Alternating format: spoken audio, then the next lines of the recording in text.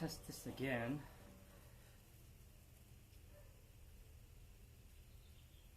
Alright,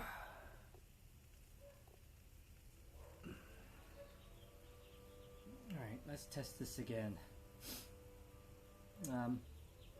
Making my second video, and this time I have the stream manager on so I can actually figure out what I'm actually doing. So, starting off with a ball of clay. This one's a little bit bigger than the last one. I typically like to use a piece of clay that will comfortably fit inside my cupped hands. That way it's easier for me to make my maneuvers as I'm learning, especially if you're starting. You want to have like these tiny little balls of clay and you're doing like these micro movements, and that can be tough to do. This way you have something larger, not too big, but something larger so you can manage your hand positions and get a feel for the clay. Alright, so I have a Lockerbie kick wheel with little attachment motor, so very different from what a lot of the pottery studios have these days. They probably have a nice specific wheel where you can just set your speed. I need to either kick it or press down my motor. Alright, so I want to have that lubrication. The first thing I'll do is I'll just have my hands run over the clay. It's nice and smooth. A little downward pressure so I can adhere and make sure the contact's on the wheel head. Make sure that clay's not going anywhere. Alright, now the next thing I'm going to do is I'm going to cone the clay up and down. That's how we're going to center it. And so what we're going to do is we're going to have our hands together. In fact, it doesn't really matter, this is spinning, so it's like you have 360 hands, but we're going to be leaning into the clay towards the center, and then we're going to come up, easing off with that pressure. Alright, so it's going to look something like this. And then we're going to come off nice and easy. Alright, you see it has like a coning shape. And that's how we're going to start to center this clay. It's called coning up. We will then cone the clay down, but let's cone this clay up a little bit more so we can get this smoother. Now, a tip is before you start to cone up, just make sure that the clay there is feeling nice and centered before you work your way up. Now, it's not going to be completely centered, but if it's like really wobbly, you may just want to steady up that clay first before you move your way up. Less pressure as you come up and off. Okay. If you find that you're doing a lot of this, you're just kind of going through the motions and the clay's not moving, it's not enough pressure. And conversely, if you have too much pressure, you'll actually rip some of that clay off, or maybe even move your clay from the base. Alright, so one more time. So steady up. Off nice and easy. Okay. Alright, so we're going to go ahead and cone down. I usually teach just one technique for this. Lock that elbow in your hip so that elbow isn't moving around, so that arm isn't moving around. What we're going to be doing is compressing the clay down. The clay is going to get forced wide, and we need to confine that with our left hand, our left palm. So if it isn't locked in, it can go any which way, it can rocker and ultimately not be centered. I want to lock into my hip. I'll kind of hunch over and lock it in there. I'll meet the clay. My right hand is going to cup over my left, and with this meaty part of the palm, I'm going to compress down and push the clay down. Okay. So locking that elbow in the hip. Notice the clay is beneath my hand. If it's above, as I compress, the clay is going to come out over my hand. Alright, so this is what it's going to look like. And as you bring the clay down, if you start to feel friction or the clay catching, that's because it's getting dry. You want to take your hands off, and you can see it's a little dry. It's not wet like everywhere else. Press down.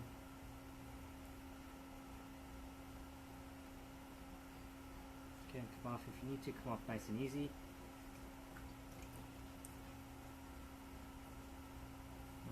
When I say come off nice and easy, don't do something like this where you come down and just lift right off. See, the clay is going to be really wobbly on the top. Conversely, you want to, or in addition, you want to come off nice and slow. Okay, if you come off really quick, you have pressure from the side, and it gets wobbly once again. And so, both hands on, compressing down. Left hand is nice and steady, off nice and easy. Okay, so we're going to do this a few times, but we want to make sure the clay is centered. That's how we're going to make anything on the wheel. And what we can do is to visually just see it along the sides. It look like it's moving. If it does, then we know it's not centered. We should just cone up and down. But if it looks pretty close, you may want to test it. And what we're going to do is we're going to take our pin tool. I'm going to slightly graze the side. Don't dig in too deep. And I'm going to test typically in the top, the middle, and the bottom. Okay, so what we're looking for is we're looking for 3 rings unbroken. So the top ring looks pretty good. It gets really faint on the top. It gets a little bit deeper, but it's okay. I'm okay with that. The middle, same thing. See, it gets a little bit deeper right there, a little bit lighter. But the bottom one, you can see, has no connection here at all. And then we get the connection again. So we know that that's not centered, which means that we're going to have to cone up and down again. Okay, let's do that again.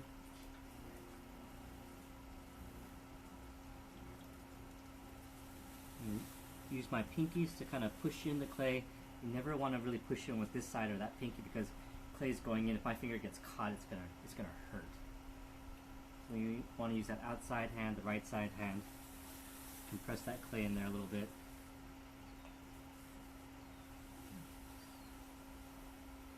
Bring that clay up.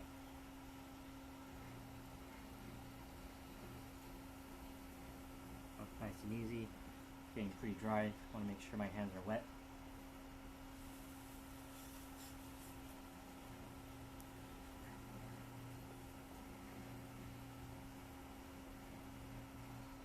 And at this point, you see that I have like this volcano type thing here. My finger's going kind of deep. I'm just going to flare that out. I just don't want to cone down and compress on the clay and trap an air pocket. That's going to cause lots of problems for me later. So, flared it out. It looks like a little bowl. I'm going to go ahead,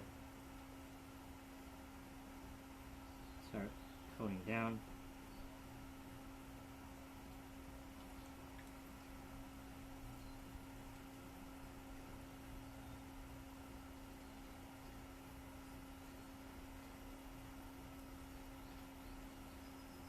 Each time I come off to get a little bit more water, bring off nice and easy. And we don't want that sudden movement or pressure.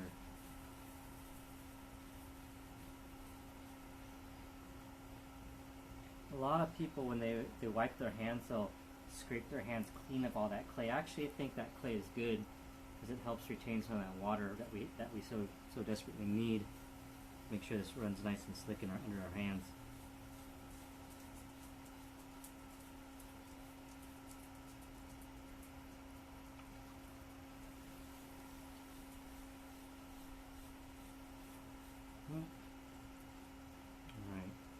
Alright, let's test this one.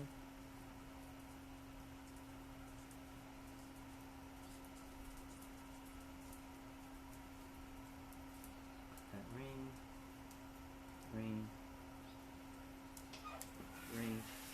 So you can see those rings go around all the way without breaking. I'm good to open. I'm going to take a little break now. I want to see. I want to mess around with the settings on my streaming manager to see if I can't adjust something. So I'll be right back.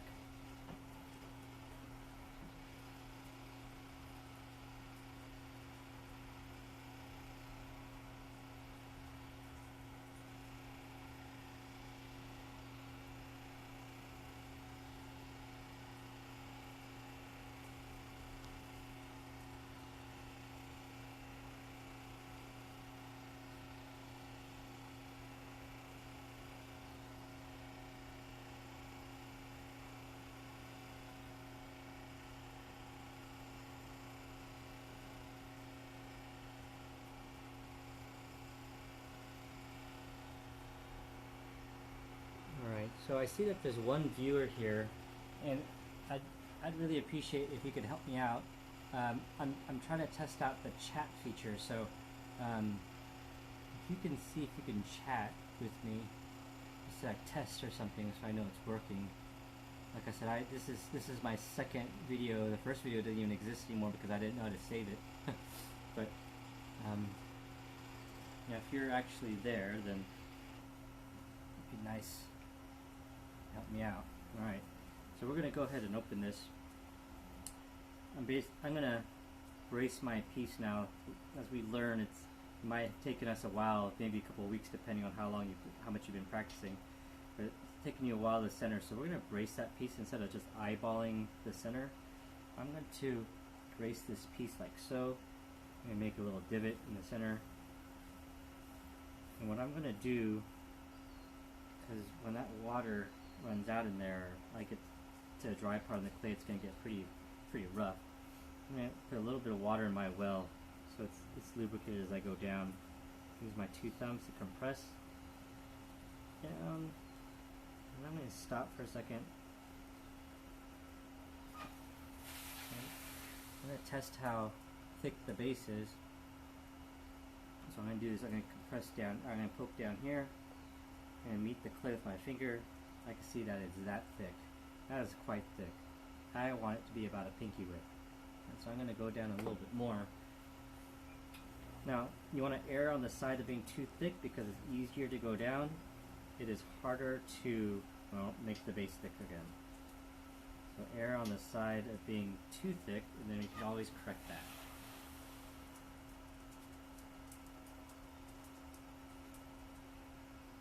Through pinky width, more or less. I am happy. So now we're going to go ahead and open up. This is not a swing of the arms, but more a movement of the thumbs. You can also see it on YouTube, people opening it up with just inserting their fingers and pulling towards me, or pulling towards you rather. I'm going to go like this, boom, make it wide.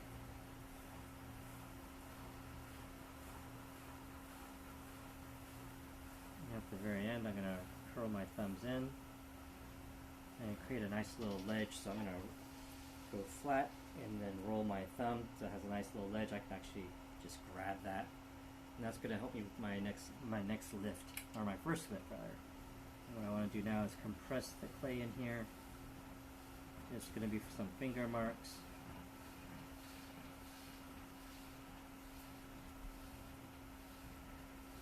Compress it with your thumb. You can go in with a sponge if you like. You go ahead and just smooth out the bottom.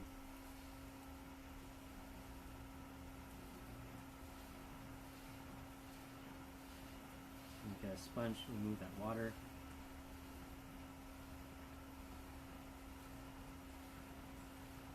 Alright, so now we're going to go ahead and lift the walls.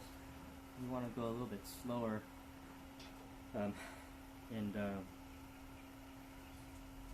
This is probably the slowest because now we're working with delicate walls.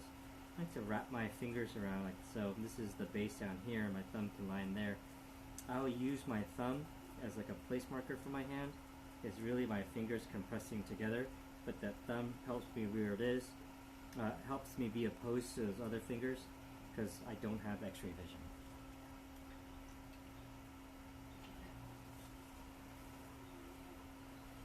I'm going to do that first lift.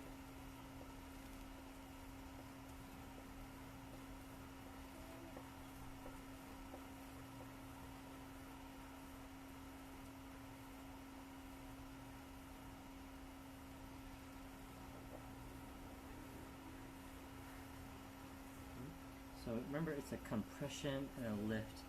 A compression and a lift. We don't want to keep compressing as we go up because we don't want tapered walls.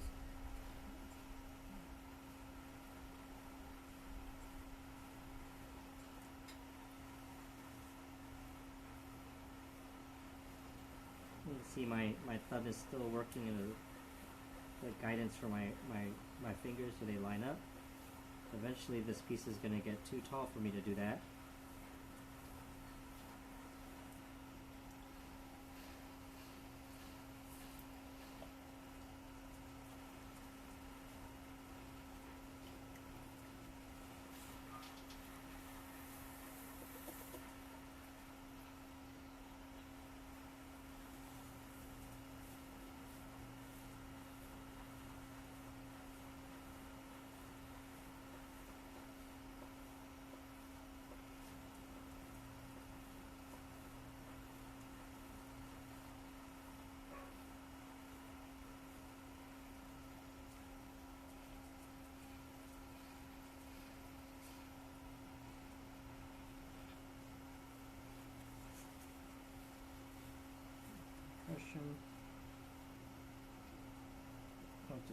see my thumbs can't act as support anymore. These hands gotta learn real quickly, especially if you're throwing a little bit taller, to work together. You always want to have pressure on pressure. Fingertips to fingertips, so you have even compression on both sides of the clay.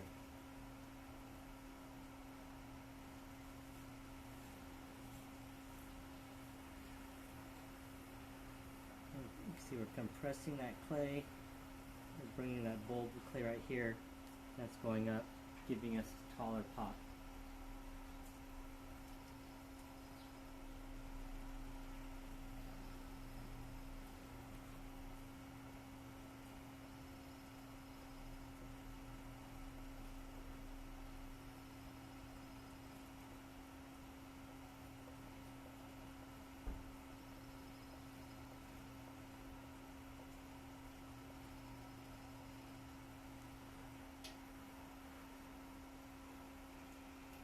If you ever stop while you're raising like I just did near the top because you got a little bit dry, you're going to want to start from where you stopped and continue.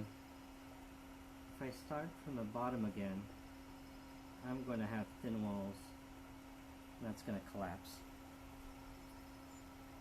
Okay, notice that the top looks pretty jacked right now, it's a little wavy. That's all the uncentered clay working its way up. So if you have any uncentered clay, it's going to be up there. And we can just take that right off. And the pin tool is going to come and cut. And then we'll wait a whole rotation or two. Well, after it's separated, we can lift that right off. You always want to take a whole layer of clay off as well, not just an all piece.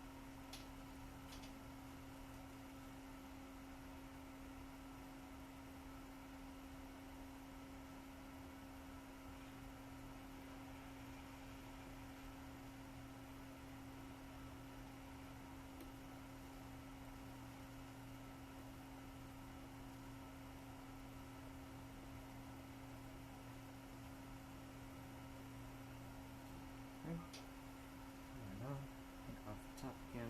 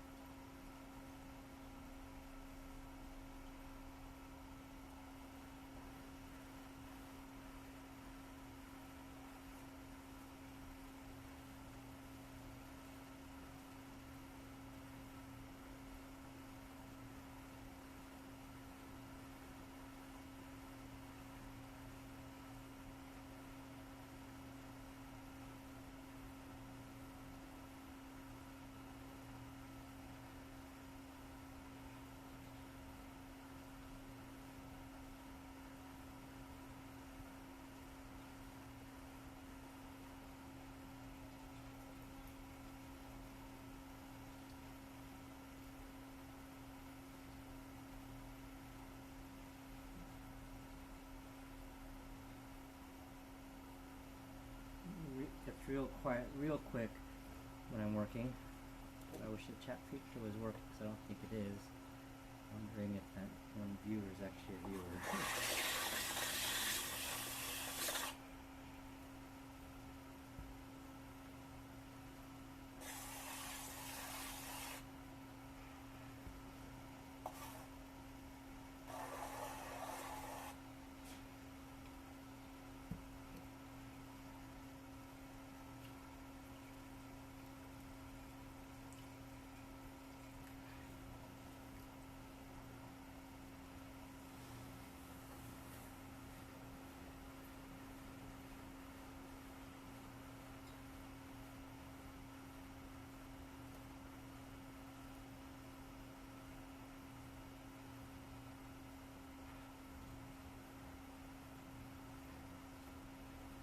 get to breathe on those long poles. If you need to, just take a break.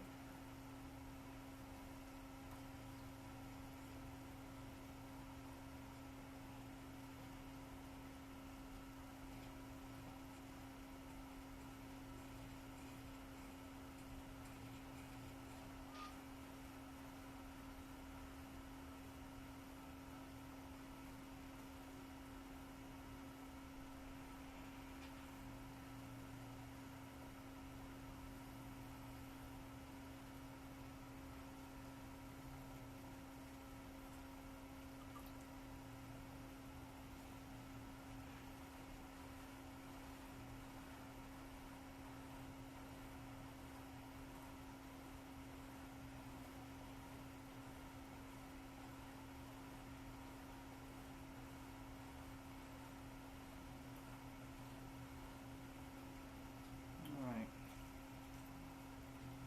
Let me straighten this up. And start making this into my favorite, the moonjar.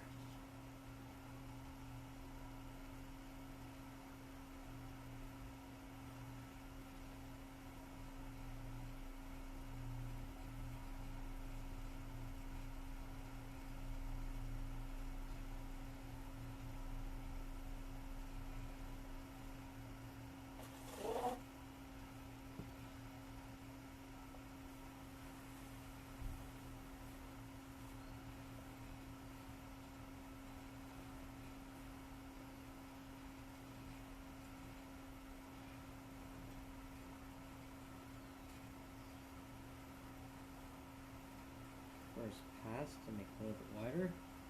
This happens in increments, nothing in one fell swoop.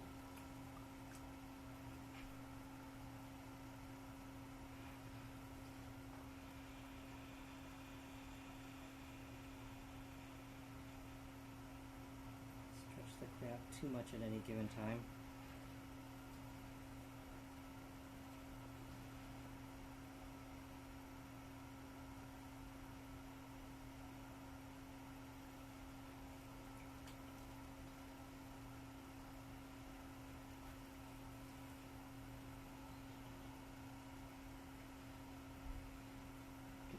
Water in there.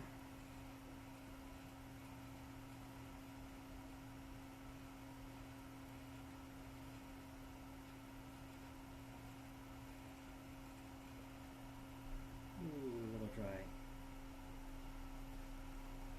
It's catching on my hand. Nice and wet.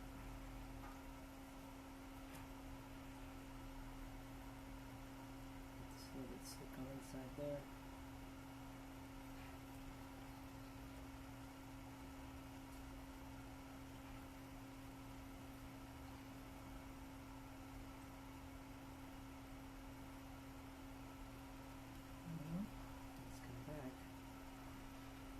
See.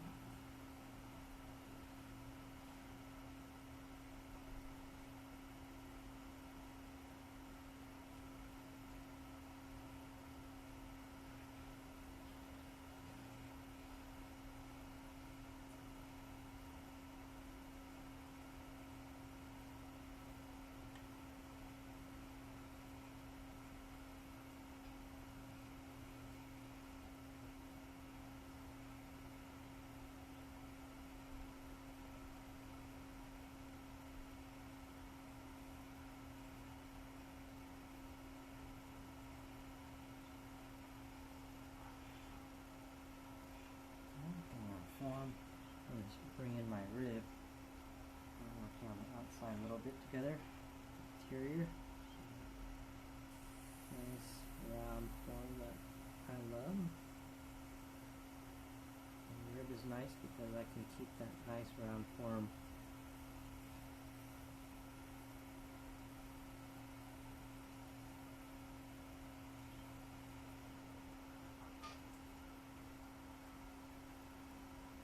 Curve that rib.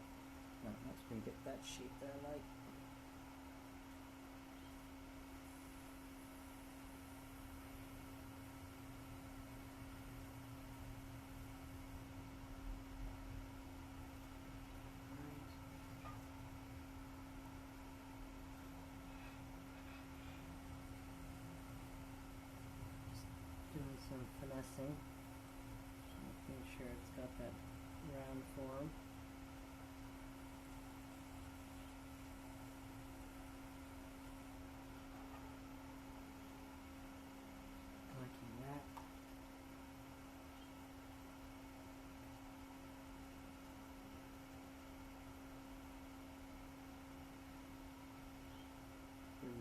so I get a narrow neck.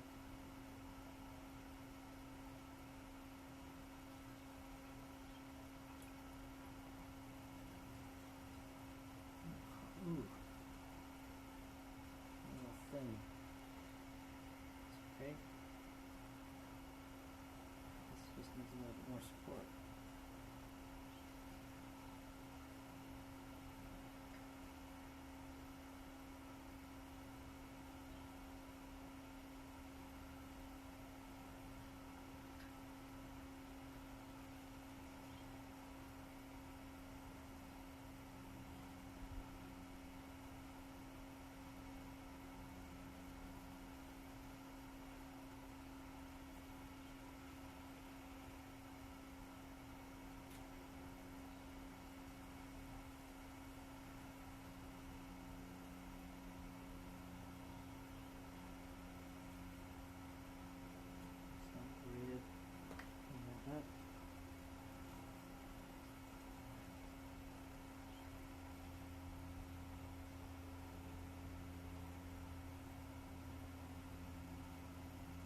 They will buckle up, be stretched out, and then compressed back in again. So if you noticed, I was trying to keep a conical shape as I threw this big cylinder. That makes it so I don't have to stretch it out and then compress it back in again.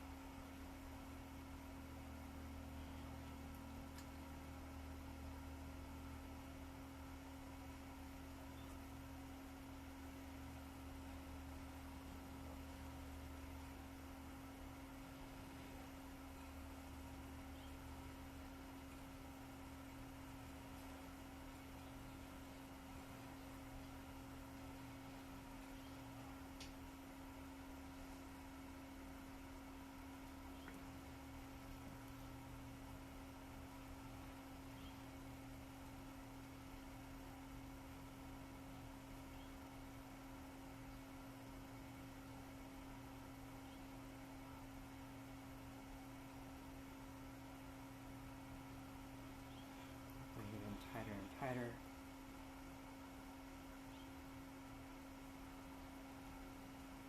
Get my two fingers in there to support the wall. Get this narrower and narrower, ever so tighter.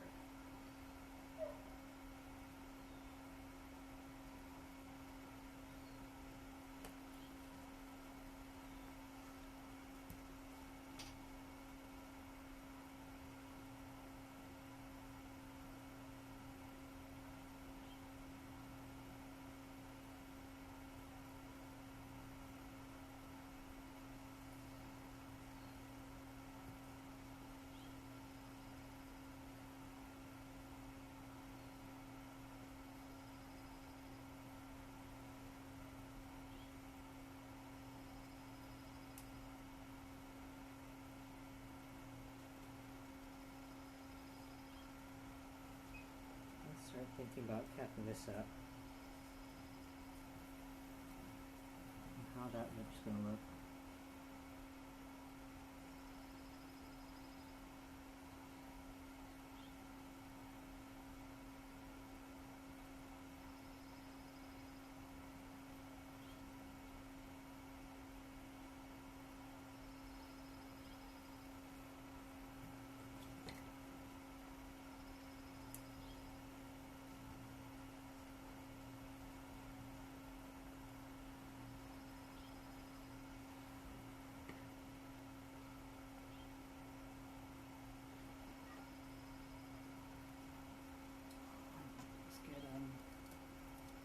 Throwing stick in there, because I don't think I'm going to get my fingers in that hole anymore.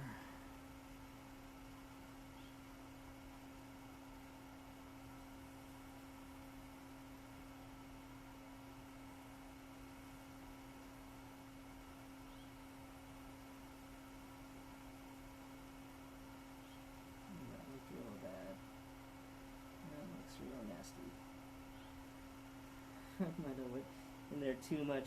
Now it looks like an acorn. An acorn shell.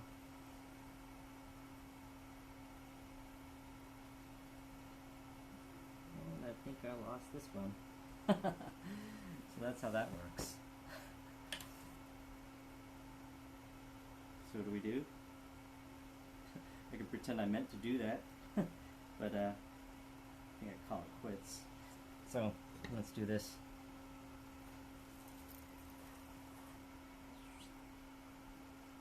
Kind of up. This part I can take a look and see how my walls are. Nice and uniformly thin, which is nice. But this is a goner.